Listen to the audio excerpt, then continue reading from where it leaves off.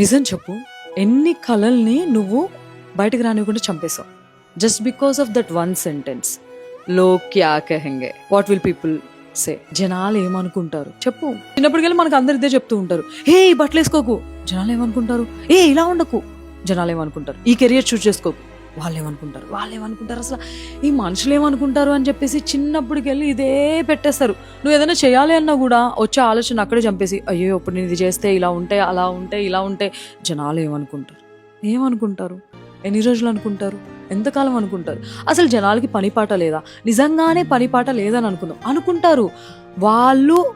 నువ్వు ఫెయిల్ అయినా నీ గురించి అనుకుంటారు, నువ్వు సక్సెస్ అయినా నీ గురించి అనుకుంటారు, నువ్వు ఉన్నా అనుకుంటారు, నువ్వు పోయినా అనుకుంటారు, వాళ్ళు అనుకుంటూనే ఉంటారు. ఇలాంటి ఒక పాయింట్లో నువ్వు ఎలా బ్రతకాలనుకుంటున్నావు? ఎట్ ది ఎండ్ ఒకటి గుర్తుపెట్టుకో, నీకు బాధ వచ్చినా వాళ్ళు నైట్ టైం నువ్వు ఏడ్చేటప్పుడు నీతో ఉండరు, అండ్ నీ లైఫ్లో డిజాస్టర్ జరిగినా వాళ్ళు నీతో ఉండరు అంతే.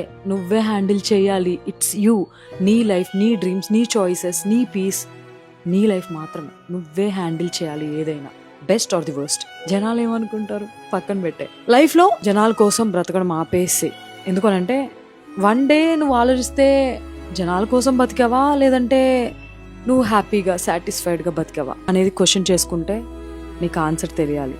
అండ్ ఆ ఆన్సర్ రిగ్రెటా లేదంటే రిలీఫా, ద చాయిస్ ఈజ్ యోర్స్.